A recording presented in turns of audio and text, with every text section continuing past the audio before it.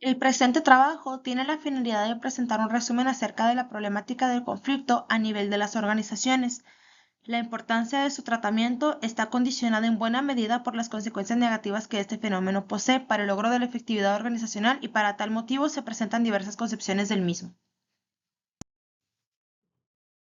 Según la lectura, muchas de las múltiples formas de conflicto dentro de las organizaciones son perfectamente bien conocidas para cualquiera que haya tenido algo que ver con organizaciones o con la sociedad en general. El conflicto administración-mano de obra es parte prominente de nuestra herencia social, así como también de la vida organizacional. Analizaremos en esta presentación las bases, formas y consecuencias del conflicto dentro de las organizaciones que es mucho más que el simple conflicto personal, y no quiere decirse que con esto el conflicto interpersonal sea simple, dada la complejidad de la personalidad humana, pero para estos fines es solamente una parte de todo el panorama. Katz identificó tres bases organizacionales para el conflicto. Cada subsistema de una organización con sus funciones distintas desarrolla sus propias normas y valores y está caracterizado por su propia dinámica. Las personas que pertenecen al subsistema de mantenimiento tienen el problema de mantener el papel del sistema y preservar el carácter de la organización por medio de la selección de personal apropiado, indoctrinándolo y entrenándolo el diseño de pruebas para garantizar un desempeño estándar.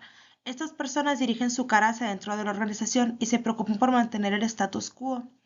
De otra parte, quienes pertenecen al subsistema de suministros y comercialización miran hacia afuera y desarrollan una orientación psicológica diferente. Estas diferentes orientaciones se constituyen en una fuente de conflicto. Dicho de manera diferente, los subsistemas de mantenimiento, producción y desarrollo adaptativo generan sus propias normas y marcos de referencia distintos que contienen sus propios elementos de conflicto por competencia. La segunda fuente de conflicto es el hecho de que hay unidades que tienen funciones similares. El conflicto puede adoptar aquí la forma de rivalidad hostil o una competencia bien fundamentada. Esta competencia puede ser beneficiada, pero también puede ser destructiva.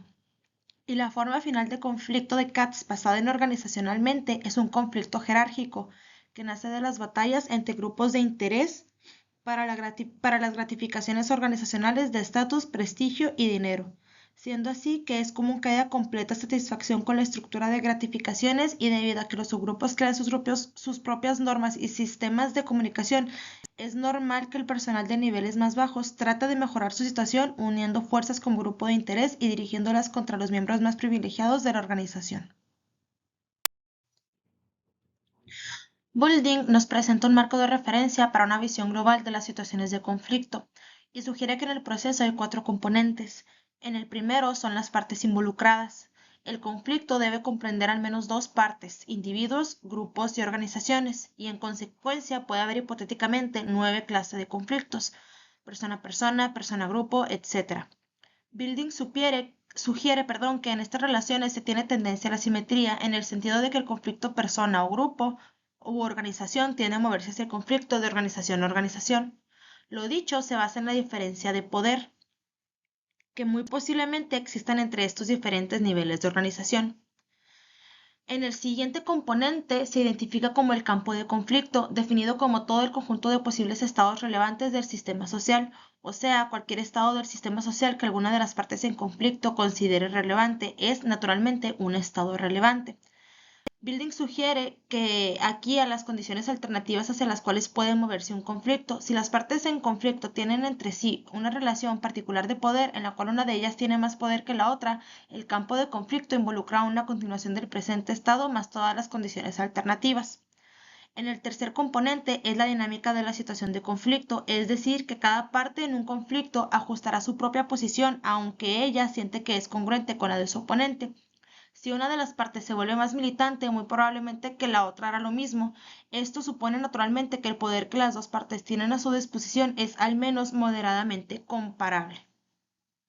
Y el último elemento en el modelo de Building es la administración, el control o la solución del conflicto. Los términos utilizados sugieren que las situaciones de conflicto no son por lo general discretas con puntos claros de iniciación y terminación. Ellas surgen obviamente de situaciones preexistentes y no desaparecen totalmente con la terminación de una huelga o la disminución de la intensidad del conflicto. Se afirma que las organizaciones tratan de prevenir que el conflicto se les vuelva patológico y consiguientemente destructor de las partes envueltas y de todo el sistema. Una forma de resolver el conflicto es con un movimiento unilateral. De acuerdo con Boulding, buena parte del conflicto se resuelve por medio del mecanismo relativamente simple de la tranquilidad de uno de los participantes. La tranquilidad supone simplemente que una de las partes se retira del conflicto y que la otra reaccione, en la mayoría de los casos, ante esta situación haciendo lo mismo, aunque hubiera preferido continuar y casi se hubiera resuelto el conflicto, al menos temporalmente. Esta clase de solución se encuentra en las disputas administración-fuerza de trabajo cuando una de las partes decide aceptar finalmente algunos de los puntos que inicialmente consideró como no negociables. Sin embargo, estar seguro con la tranquilidad es potencialmente peligroso porque las partes pueden no adoptar esta clase de comportamiento. Esta estrategia es, para la parte tranquila, peligrosa si el oponente está operando en algún grado patológica o irracionalmente. Por esta razón, las organizaciones diseñan mecanismos para resolver o controlar el conflicto. La solución de un conflicto conduce a un estado que Pondey llama el de las consecuencias. Este es un concepto útil porque la solución de un conflicto no conduce a una situación de arreglo total. Si no se resuelven los aspectos básicos, el potencial para conflictos futuros y quizá más serios es parte de las consecuencias. Si la solución del conflicto conduce a la cooperación y a unas comunicaciones más abiertas entre los participantes, ello es también parte de las consecuencias, siendo así que una organización no funciona en un vacío. Cualquier solución exitosa del conflicto en la cual los antiguos combatientes sean aliados muy cercanos después no constituye garantía de que esa situación vaya a durar eternamente. Los cambios en el medio y unas condiciones modificadas en la organización pueden conducir a nuevas situaciones de conflicto entre las mismas partes o con otras. El conflicto no es inherentemente bueno o malo para los participantes, la organización o la sociedad. Poder y conflicto son los principales modeladores del estado de una organización. Un estado organizacional dado define el paso para la continuación del poder y de los procesos de conflicto, remodelando continuamente en la organización. El conflicto juega, en esta forma, un papel importante en la creación de las diferencias entre las organizaciones, y esto puede contribuir a o disminuir su supervivencia. Como se ha visto, en todo proceso de solución de un conflicto desempeñan un papel fundamental las características y habilidades del mediador, así como profesionalismo. Por tal motivo, con las ideas generales que se han presentado, nadie puede sentirse preparado para el desempeño de ese.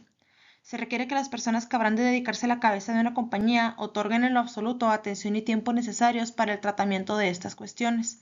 Las empresas se componen de individuos y no existen dos personas iguales en todo el mundo. Todas tienen diferentes personalidades, intereses, realidades, experiencias, aptitudes y formas de reaccionar ante una determinada situación. Por ello, concluimos que la llave del éxito no estará determinada por la evitación del conflicto, sino por cómo se gestionará de forma eficiente el mismo.